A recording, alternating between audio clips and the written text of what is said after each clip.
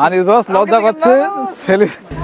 অসম্ভব ভালো লাগছে, বিশেষ করে আমার খুবই ক্লোজ ফ্রেন্ডকে চোখের সামনে খেলতে দেখে তো আরোই বেশি ভালো লাগছে। যদি আপনি আপনার পার্টনারকে সাপোর্ট না করতে পারেন, আপনি ফার্স্ট অফ অল সেই মানুষটা পার্টনার হওয়ার যোগ্যতায় রাখেন না। তো পার্টনারটা খুব ভালো হতে হবে।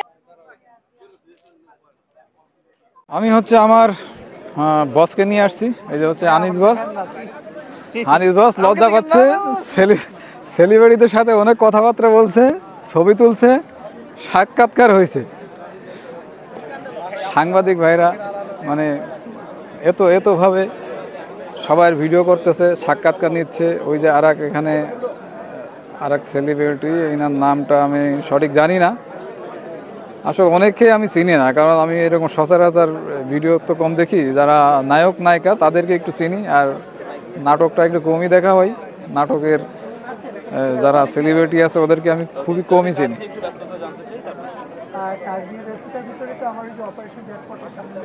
এই যে সাক্ষাৎকার চলছে, এখানে সাক্ষাৎকার চলছে।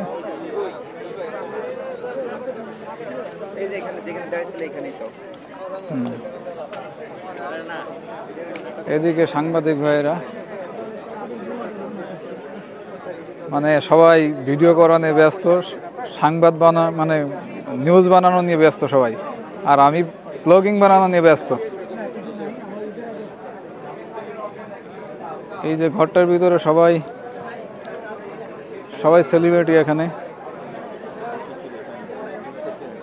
মানে ওরা রেস্ট করতেছে। খেলা একটু পরেই শুরু হবে, একটু সময় নিতেছে ওরা। আর স্টেডিয়ামে তো লাইট তো জ্বলতেইছে পুরোটাই। এই হচ্ছে মাঠ।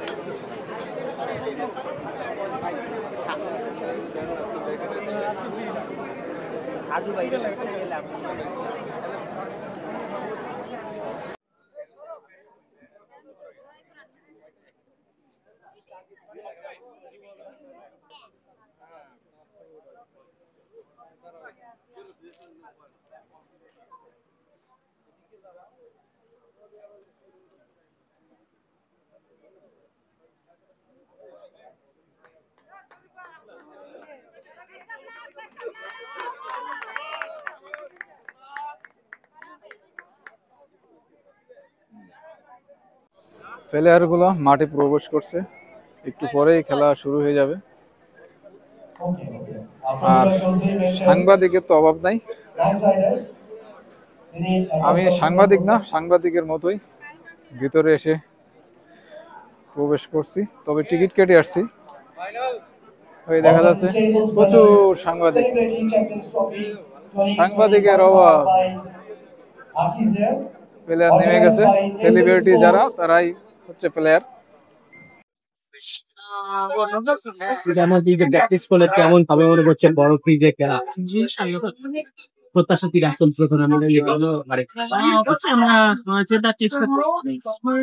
শিল্পীদের নিয়ে যে ধরনের আয়োজনটা আরো করা উচিত বলে মনে করেন? আমার কাছে মনে হয় বছরে একবার করে। অসম্ভব ভালো লাগছে, বিশেষ করে আমার খুবই ক্লোজ ফ্রেন্ডকে চোখের সামনে খেলতে দেখে তো আরোই বেশি ভালো লাগছে। আসলে আপনার ফ্রেন্ডের নামটা কি? আমার ফ্রেন্ড হচ্ছে বর্তমানে মিস ওয়ার্ল্ড বাংলাদেশ শাম্মী ইসলাম নীলা। আপনারা হয়তো সবাই চিনে থাকবেন তাকে। প্রিয় দর্শক, মানে এখন ভাবলাম ছোট একজন বড় মানে দোয়া করবেন মিডিয়া চ্যানেল ভালো ছড়ার দরকার নাই। যেহেতু আমার একটা ফ্যামিলি আছে, আমি আমার ফ্যামিলি খুব ভালো ভালো থাকতে চাই। আমি দেশের বাইরে যাওয়ার চেষ্টা করছি। আপনারা বলবেন আমি আমার স্বপ্নটা দেশের বাইরে গিয়ে সেটেল করতে ছেলের জন্য।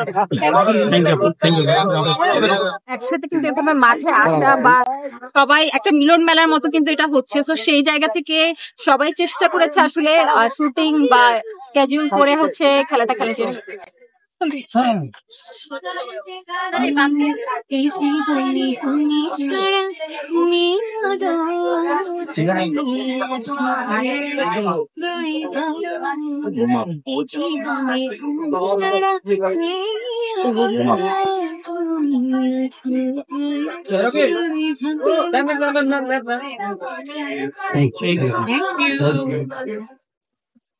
এখানে আছে আমাদের বাপ্পি ভাই, যার মুভি আমরা দেখি। ভাই মুখ আটকায় রাখছে কেন?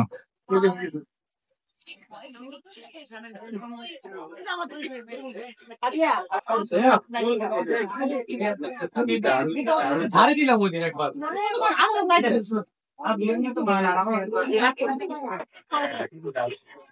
এখানে আরো অনেক সেলিব্রিটি আছে, এই যে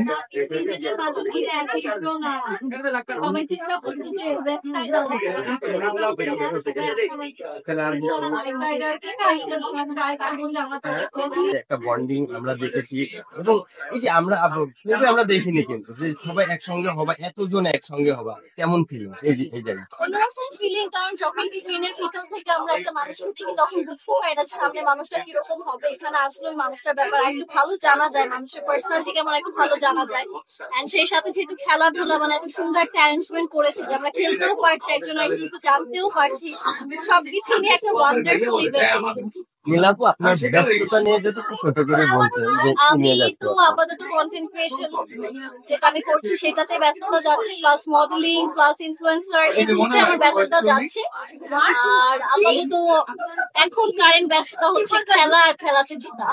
এবং একটা ব্যাপার একটু আমার পার্টনার অনেক বেশি সাপোর্টিভ, আমাকে অনেক বেশি সাপোর্ট করে। আর আমার কাছে মনে হয় যে মেয়েদেরকে বাধা দিতে পারলেই যে পুরুষত্বের প্রমাণ হয় এরকম কিছুই না। যদি আপনি আপনার পার্টনারকে সাপোর্ট না করতে পারেন, আপনি ফার্স্ট অফ অল সেই মানুষটার পার্টনার হওয়ার যোগ্যতায় রাখেন না। তো পার্টনারটা খুব ভালো হতে হবে। আর মেয়েদেরকেও পার্টনার সিলেক্ট করার ক্ষেত্রে খুব ভালো মানুষের কাছেই যাওয়া উচিত, কারণ আমরা মেয়েরা অনেক সময় ভুলভাল ডিসিশন নেই আবেগের বসে, তারপরে এটা বিয়ের পর বুঝি যে না কত ধানে কত চাল। তো ওই জিনিসগুলো আমাদের মেয়েদেরকেও আর একটু বুঝতে হবে। আমাদের মেয়েদের মনে হয় এই জিনিসটা নিয়ে একটা কাউন্সেলিং কিছু একটা থাকাই দরকার, যেখানে মেয়েরা কিরকম ছেলে তাদের জন্য চুজ করবে সেটা ভাইয়ের জানা সঙ্গে দরকার। কখনো ঝগড়া হয় এখন পর্যন্ত?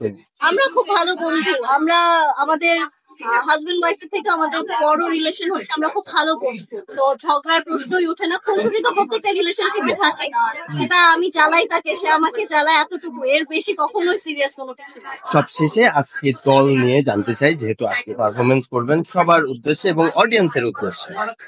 নাইট রাইডার্স এর হয়ে খেলছি, প্রবীর দাদার টিম, আমাদের টিম ইরফান ভাইয়া খেলছেন, তারপর আরো অনেকে আছেন, আদিয়া আপু আছেন, কেয়া পায়েল আপু আছেন, আমাকেও আপনারা দেখতে পারবেন। তো চেষ্টা করবেন যে আপনাদের সাইড থেকেও নাইট রাইডার্স দেরকে বেশি বেশি করে চিয়ার্স করার জন্য। Thank you. গ্যালারি ফাঁকা, কোনো লোক নেই, টিকিটের দাম বেশি, এই কারণে আমরা শেষ পর্যন্ত থাকতে পারলাম না।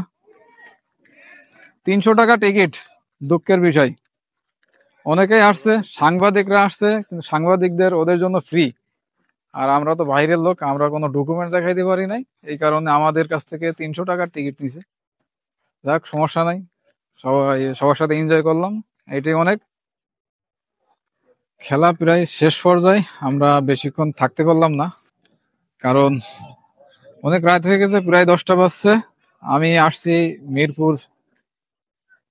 মিরপুর থেকে, তাই সেলিব্রিটি যারা আছে ওরাই এখনো এক ম্যাচ খেলা এখনো শেষ হয় নাই,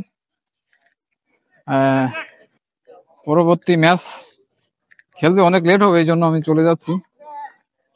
আর ওদিকে আমার এক লোক, সেও টানাটানি করতেছে, বেশি সময় নিতে পারতেছি না। গ্যালারিতে কোনো লোক নাই, আজ প্রথম ম্যাচ তো, হয়তো এই জন্য হতে পারে। আর টিকিটের দাম খুবই বেশি, 300 টাকা টিকিট।